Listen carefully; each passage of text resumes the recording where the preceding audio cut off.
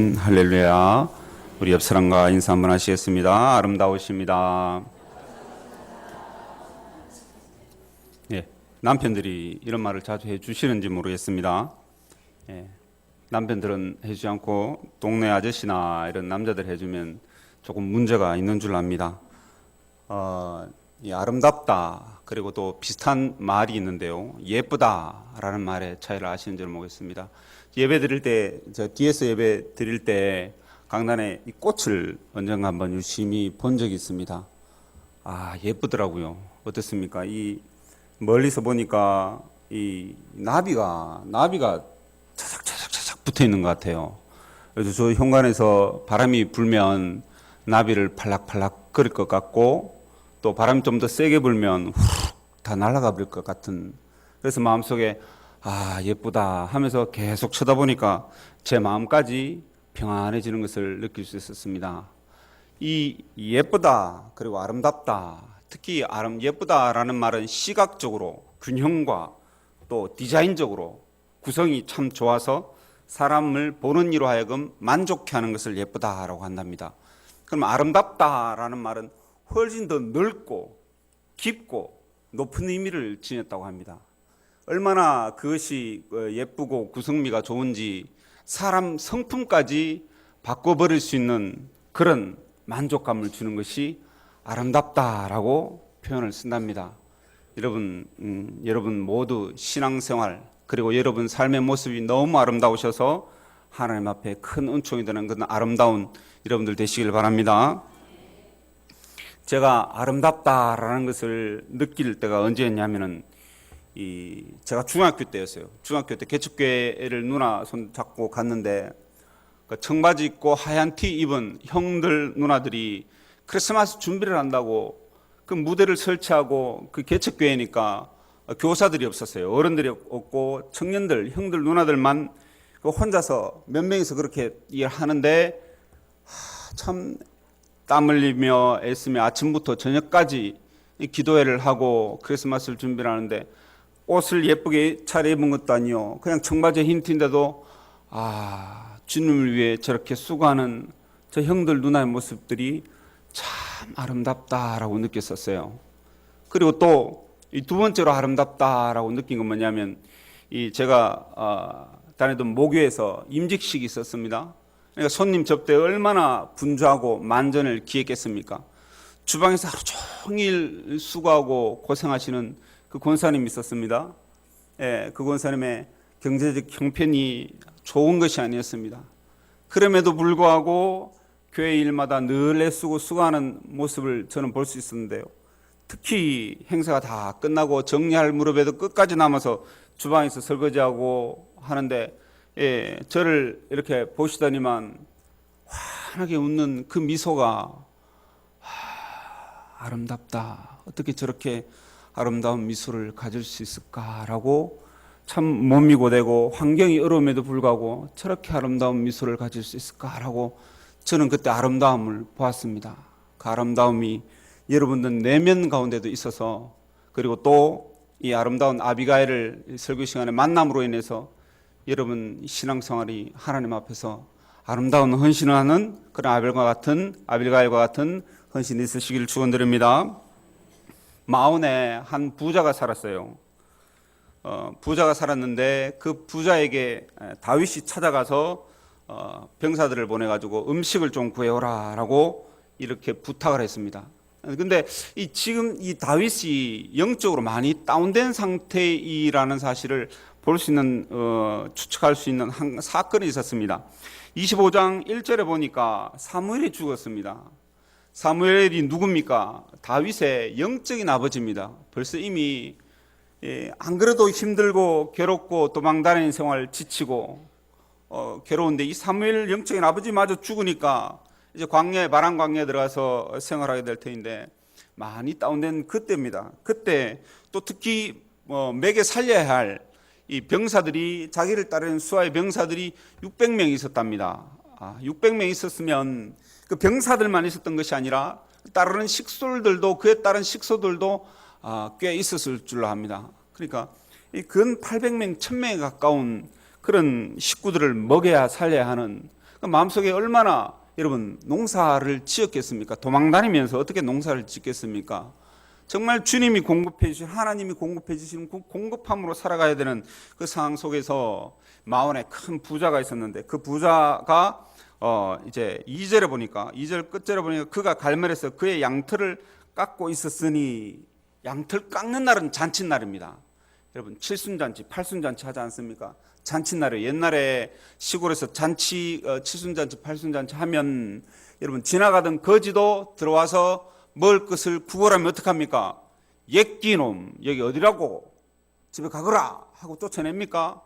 아닙니다. 한 캔에다가 작은 소반에다가 막 거하게는 차려주지 못해도 국하고 밥, 깍두기 김치 정도는 올려서 그 사람이 그 잔치에 함께 동참하게 하는 것이 우리나라에서도 예의입니다. 특히 이 이스라엘은 양털 깎는 날은 축제의 날이라서 온 주변 사람들에게 알리고 같이 대접하고 즐기는 날이 아닐 수가 없습니다.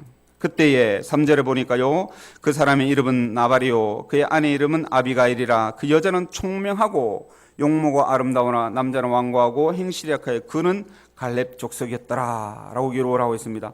아내 아비가일은 굉장히 똑똑하고 지혜롭고 용모도 예뻤대요. 그러나 나발은 그렇지 아니했답니다. 다윗이 그 소식을 듣고 소년 10명을 보내어가지고 나발에게 이르러, 얘들아 가서 이제 5절 말씀에 보니까 끝절에 보니까 내 이름으로 그에게 문안해라. 너희들 그냥 음식 좀 주세요라고 하지 말고 꼭 내 이름으로 문안해라. 나는 이스라엘의 군대 장관이었고 왕의 사위였고 또 지금은 모함과 또 사울의 왕의 질투를 받아서 도망다니는 내 이름으로 문안해라 라고 이야기합니다. 그리고 6절에 또 인사를 해라. 그 나발에게 가서 인사를 하는데, 여러분 인사를 얼마나 최대한 예우를 갖춰서 예의 있게 인사를 하냐면은 축복을 하는데, 6절에 보니까 그 부하게 사는 자에게를 너는 평강하라. 또 두 번째 누구를 또 평강해 축복을 합니까? 네 집도 평강하라. 또 세 번째 내 소유의 모든 것도 평강하라 라고 최대한 축복함으로써 예의를 갖추어라 라고 이야기합니다. 그리고 음식을 구할 때에 7절의 말씀에 보니까 음식을 우리가 당연히 받아도 돼야 할 세 가지 이유를 자세히 설명하라 라고 해놓고서 이렇게 합니다. 내게 양털 깎는 자들이 있다 함을 이제 내가 들었노라. 이제 축제의 날인 것을 제가 알고 왔습니다. 내 목자들이 우리와 함께 있었으나, 나발의 목자들이 다윗의 군사들과 함께 있었으나 우리가 그들을 해하지 아니하였고, 여러분 이 먹을 게 없으면 이 군사들이 혹은 전쟁터에 있는 사람들이 민간에 내려와서 그냥 동이도 구하지 않고 소도 잡아가고 닭도 잡아가고 돼지도 잡아가고 쌀도 퍼가고 하는 것은 아주 의례적으로 있는 일이었습니다. 그러나 다윗의 군사들은, 다윗의 수하에 있는 부하들은 한 번도 해하지 아니하고 약탈하지 아니했다라는 것을 설명을 해라라고 이야기합니다. 그리고 두 번째는 그들이 갈멜에 있는 동안 그들의 것은 하나도 잃지 아니하였나니, 이 다윗의 부하들이 나발의 그 양떼를 지켜주는 보호자의 역할을 충분히 했다는 사실을 이 나발의 하인들도 다 알고 나중에 아비가일에게 이야기합니다. 그래서 만약에 그걸 못 믿겠거든 나발 당신의 목자들에게 물어보시면 그 사실을 알 겁니다 라고 최대한 예우를 갖춰서 음식을 달라고 요청을 했습니다. 그때 이 미련한 나발은 어떻게 대답을 합니까? 10절 말씀에 보니까 나발이 다윗의 사환들에게 대답하여 이르되 다윗은 누구이며 이새의 아들은 누구냐? 요즘 각기 주인에게서 억지로 떠나는 종이 많도다. 여러분 다윗이 안 그래도 상처가 많지 않습니까? 이 남자는 상처가 많습니다. 여러분 이 가정을 이 사울 왕 때문에 가정이 파탄나 버렸어요. 그리고 계속해서 사랑하는 요나단과 결국 헤어지는 그 일을 맛보았습니다. 그리고 참 잘 대접하고 싶고 잘 섬기고 싶은 영적인 아버지 사무엘 선지자도 잘 대접하지 못하고 이별함을 맛보아야 했고, 지금 처지가 어디로 어떻게 될지 모르는 사람들이, 손가락질하는 사람이 항상 야당은 있지 않습니까? 항상 손가락질을 하는 사람들이 저 사람은 왕에게 찍혀가지고 도망다니는 신세야라는, 나는 하나님 앞에서 죄가 없는데, 나는 사울 왕을 죽이지도 않는데, 그런 마음의 상처를 가득 품고 있었습니다. 여러분, 남자들에게는, 여러분 여성들에게는 무슨 컴플렉스가 있냐면은 이런 외모 컴플렉스가 있습니다. 여성들에게 혹은 아내에게 외모에 대해서 비난을 한다거나 하면은 그 집안에 그날 저녁에 남편과 아내는 전쟁이 일어나죠. 이 남편과 반대로 남편과 대판 싸우고 싶으신 분들은 제가 오늘 비결 하나 알려드리겠습니다. 남자는 무슨 컴플렉스가 있냐면 능력 컴플렉스가 있습니다. 능력 컴플렉스. 항상 이 자전거를 타고 이렇게 오는 날은 아들 준서가 물어요. 아빠, 자전거는 그냥 타는 것 아니겠습니까? 준서가 묻습니다. 이것도 남자라고. 아빠, 오늘 자전거 타서 몇 등 했어요? 참 이 대답하기 곤란한 질문을 하더라고요. 얘야, 아들아, 자전거는 그냥 타는 거지 1등 하려고 타는 게 아니란다. 아, 그래요? 이렇게 이야기합니다. 여러분, 남성들이 고속도로에서 운전을 하고 가지 않습니까? 운전하고 갈 때 자기보다 못한 이 티코나 마티즈나 아토스 이런 경차들이 지나가면 바쁜갑다, 바쁜 사람이 먼저 가야지 이렇게 했는데, 자기보다 월등히 좋은 차가 확 앞질러 가면 어떻게 합니까? 저 인간이 나를 무시하나 이렇게 생각합니다. 그래서 끝까지 쫓아가서 막 추월하고 경쟁을 하고 하는 일이 벌어지는데요. 여러분, 남성들은, 여러분 박태환 선수가 지금 동메달 몇 개 따고 좋은 성적으로 입상을 하지 못했지 않습니까? 메달을 따지 못했지 않습니까? 이 박태환 선수도 마찬가지인 줄 압니다. 이 마음에 제가, 여러분, 박태환 선수가 올림픽 나가서 금메달을 땄던 사람 아닙니까? 이 참 100년 만에 한번 나올까 말까 한 선수임에도 불구하고 박태환의 마음속에 늘 국민들에게 미안한 마음을 갖고 있고 죄송하고, 참 그 마음이 얼굴에 가득히 드러나 있더라고요. 여러분, 이 남편에게, 능력 컴플렉스가 있는 남편에게 오늘 싸우고 싶으시거든 집에 전해가지고 당신은 왜 그렇게 운전도 못하고 이것도 못하고 저것도 못하고 라고 한번 타박을 한번 해보시길 바랍니다. 당신 이것도 못 들어? 들은 것, 또 운전하는 것, 또 집안 청소하는 것, 모든 것을 이 능력으로 구분해서 못한다고 타박을 하면 반드시 오늘 저녁에 대판 싸움이 벌어질 줄 압니다. 특히 이런 말을 많이 하는 줄 압니다. 당신하고 내가 살아주는 것만으로도 감사한 줄 알아.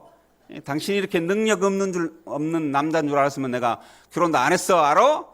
이런 말은 극히 하지 말아야 할 말임에도 불구하고 한 번씩은 다 하는 말인 줄로 압니다. 다윗이 상처를 입었습니다. 여러분, 상처를 입고 자존심에 크게 상처가 난 다윗은, 여러분, 이 남자들은 테스토스테론이라는 호르몬이 있어요. 남자를 짐승으로 만들어버리는 호르몬이 있습니다. 그게 막 수치가 올라가면 괴수로, 야수로 변해버립니다. 여러분, 다윗은 지금 이 이야기를 부하들에게 보고를 받습니다. 머리 꼭대기까지 열을 받았습니다. 이게 나를 건드려, 나를 무시해? 안 그래도 내가 열등감 가운데 능력 컴플렉스가 지금 낮아진 가운데 있는데 이 나발이 나를 건드려? 하고 끝까지 머리가 화가 치밀어오는 다윗은 칼을 차라, 200명만 남아있고 400명 칼을 차라 라고 이야기를 합니다. 지금의 다윗은, 여러분, 하프를 막 키면서 노래를 하며 목동 다윗이 아닙니다. 여러분, 다윗은, 여러분, 상상이 어렵겠지만은 칼에 엄청난 피를 묻혔을 정도로 전쟁에서 날고 긴 장수입니다. 여러분, 칼을 사용해서 어떤 이유로든 다른 사람을 해할 수 있는 사람이 화가 났다는 것은 정말 무시무시한 일입니다. 제 모교에서 지하주차장에서 살인사건이 한번 일어났어요. 칼로 그냥 자기 아내를 찔러 죽였는데요. 교역자들이 한 사람도 못 나갔습니다. 무서워가지고 벌벌벌벌 떨고 있다가 이 전도사님 중에 한 분이 어렸을 때부터 아주 날렵하고 주먹을 잘 쓰고 학교에서 조금 했던 그 전도사님만 몽둥이 하나 찾아가지고 막 쫓아갔었어요. 여러분, 겁이 나서 나갈 수가 없습니다. 근데 그때에 성경 말씀에 보니까 14절 말씀에 보니까 하인들 중에 하나가 나발의 아내 아비가일에게 말하여 이르되, 여러분 아주 지혜롭고 똑똑한 이 아비가일이 있기 전에 아비가일과 호흡을 잘 맞추었던 하인이 한 명이 있었대요. 이 하인이 제가 추측해 보건대 이 모든 사건은 하루에 일어난 일입니다. 지금 다윗이 칼을 차고 우리 나발의 집 모든 사람을 죽이러 온다는 사실을 알려면 어떻게 되겠습니까? 아하, 지금 우리 나발 주인이 지금 아주 박대해서 다윗의 사원들을 박대해가지고 돌려보냈는데 저거 그냥 그대로 보냈다가는 큰일 나겠다, 내가 한번 따라봐야 되겠다 하고 분명코 따라갔습니다. 따라가서 일의 사태가 어떻게 벌어진지를 듣고 온 사람이에요. 이 하인은 듣고 와서 빨리 돌아와서 아내, 아주 지혜롭고 총명한 그 아비가일에게, 여주인에게 이야기를 합니다. 하인들 가운데 하나가 나발의 아내 아비가일에게 말하여 이르되, 다윗이 우리 주인에게 문안하여 광야에서 전령을 보냈거늘 주인이 그들을 모욕했어요. 제가 보니까 우리가 들에서 그들과 다윗의 군사들과 있을 때에 사람들이 우리를 매우 선대해서 우리가 다치거나 하는 이런 일이 없었어요. 그러나 지금 나발이 음식을 달라는 그 다윗의 사원들에게 아주 모욕을 줘서 보냈습니다. 그리고 나서 지금 이 17절에 이렇게 얘기합니다. 이제 당신은 어떻게 할지를 알아 생각할지니 이는 다윗이 우리 주인과 주인의 온 집을 살해하기로 해하기로 결정하였습니다. 지금 칼 차고 와요. 칼 차고 우린 다 죽었어요. 지금 어떻게 해야 될지 빨리 판단하셔서 행동하시기를 바랍니다 라고 그 여주인에게 알려주는 겁니다. 아비가일이 이야기를 듣고 여러분 어떻게 하시겠습니까? 칼을 차고 몇백 명이 지금 내려오고 있습니다. 얼마나 무섭습니까? 여인이 그 앞에 나서가지고 안 됩니다, 어버버하다가 잘못 말을 했다가 그 휘두르는 칼에 죽으면 어떻게 합니까? 빨리 도망가야 하지 않을까요? 아비가일은 순간적으로 판단을 합니다. 내가 나서지 않으면, 죽음을 각오하고 다윗의 칼에 죽을 수도 있지만 내가 나서지 아니하면은 온 집안 사람들이 다 죽겠구나, 지금 생각할 겨를도 없겠구나 라고 아비가일은 순간적인 판단을 내립니다. 그리고 음식을 있는 대로 바리바리 싸가지고 올라갑니다. 다윗이 내려오는 길을 나갑니다. 여러분 이때 저는 아비가일에서 에스더의 용기를 봅니다. 죽으면 죽으리다 라는 그 용기를 봅니다. 그리고 순간적인 그 지혜를 바라봅니다.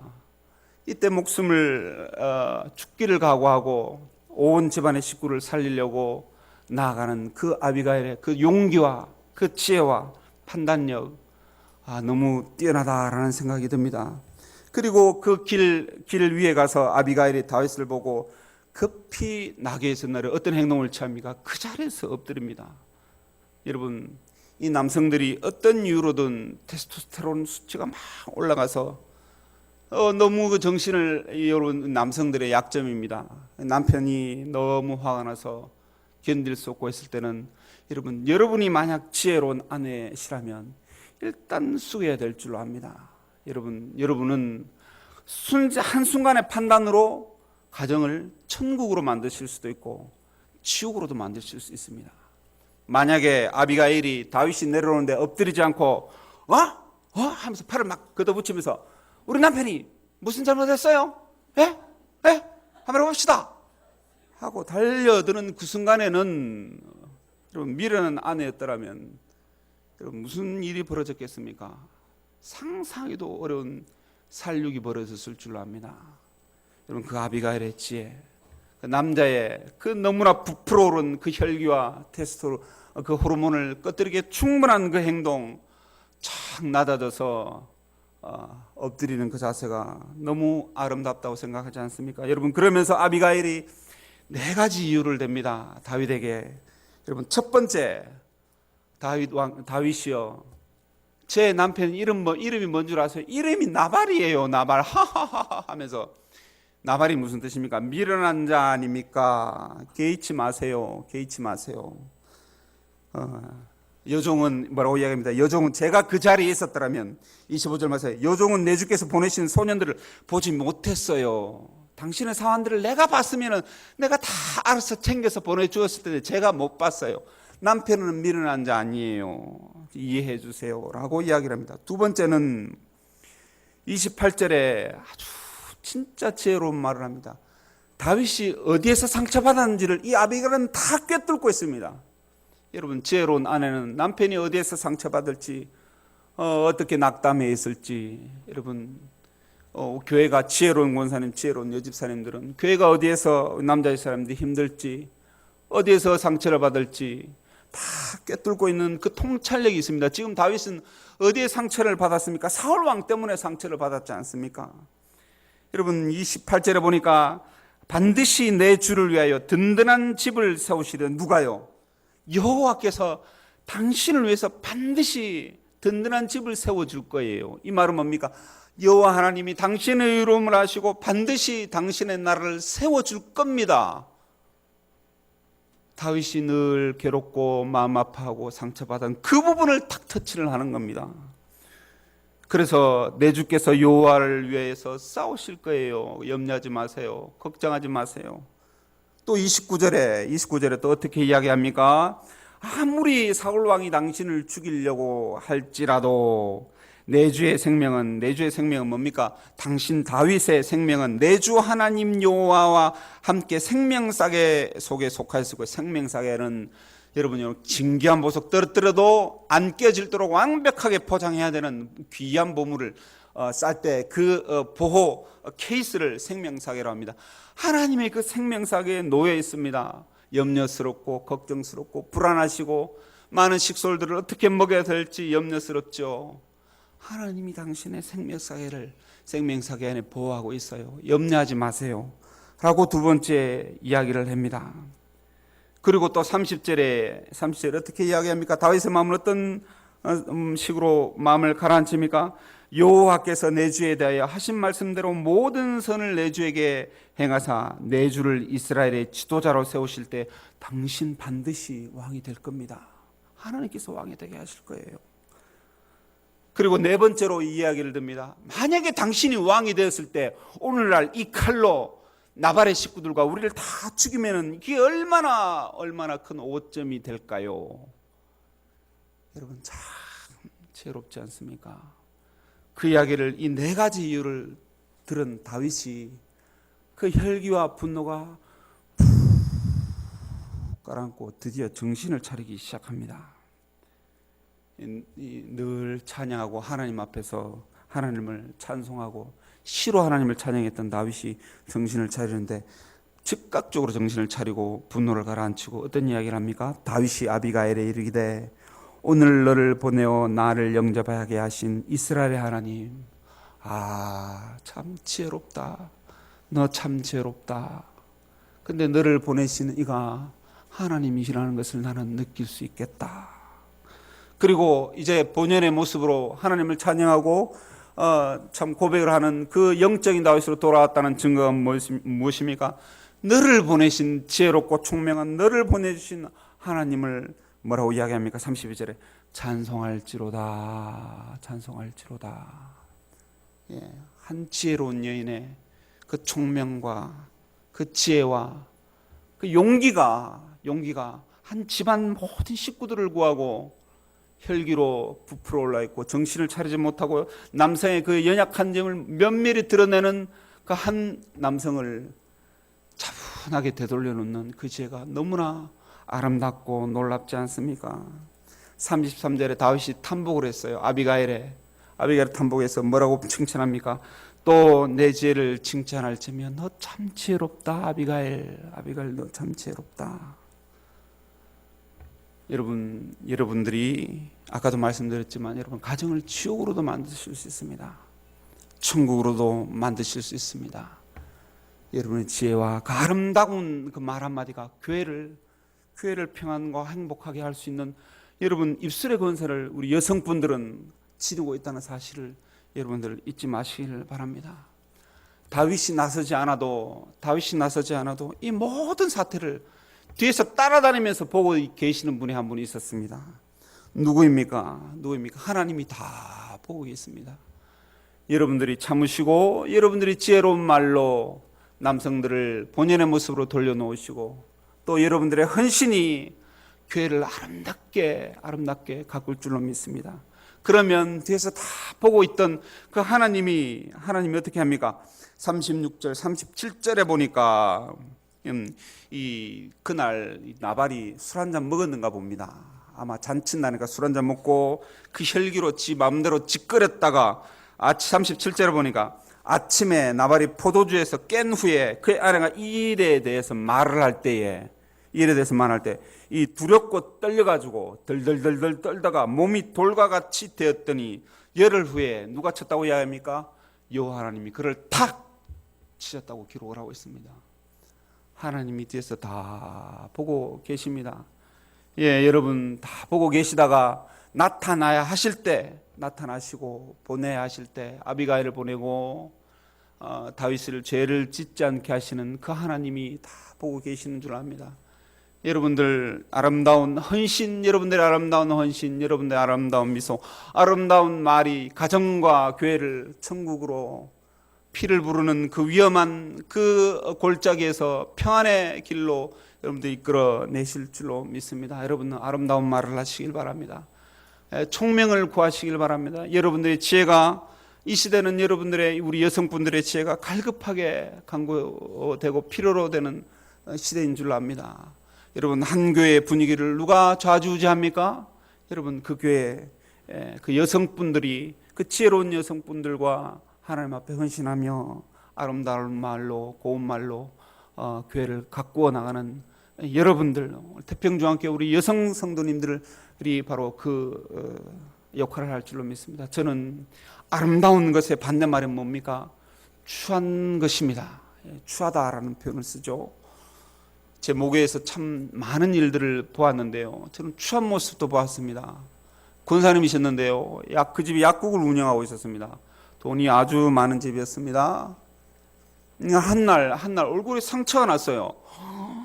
막 여러분 깔찌 뜯기다는 표현은 아시는지 모르겠습니다. 막 할퀴어 뜯겨가지고 막 깔찌 뜯겨가지고 막 입술도 부르트고 들고 걸어오는데 담임 목사님 방으로 들어가는데 보니까 얼굴이 너무 여러분 제가 말로 형용할 수 없을 정도로 추한 모습이었어요.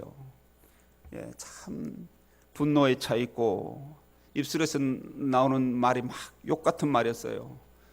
그러더니만 목사님 방으로 막 들어가더니만 막 말을 쏟아내 붓기 시작하는데 알고 보니까 그 성도에게 세를 내주었는데 그 세를 올려받을 즈음에 싸운 겁니다. 싸우고 거기서 육탄전이 벌어진 겁니다. 육탄전이 벌어져서 또 그 성도는 상처받은 성도는 온 교회에다가 말을 퍼뜨리고 또 그 권사님대로 말을 퍼뜨리고 그래서 담임 목사님 방에 가서 자기의 억울함을 하소연하고 한판 붙은 후에 억울함을 하소연하는 하러 오는 길에 제가 보게 된 겁니다. 참 무서웠고 두려웠고 참 한 번도 보지 못한 그 얼굴 가운데서 저는 추함을 봤습니다. 여러분들이 어떤 모습으로 하나님 앞에 헌신하겠습니까? 여러분 추함을 택하시겠습니까? 이처럼 꽃처럼 아름다운 헌신으로 아름다운 말로 헌신으로 여러분 천국과도 같은 가정과 교회를 만드시겠습니까? 여러분 아비가일보다 더 아름다우셔서 더 고운 말로 더 아름다운 미소와 더 은혜로운 헌신으로 여러분 교회를 천국과도 같은 그래서 여러분들의 헌신으로 많은 믿지 않은 자들이 죽기로 돌아오는 놀라운 역사가 우리 태평중앙교회 여성도들에게 있기를 축원드립니다. 기도드리겠습니다.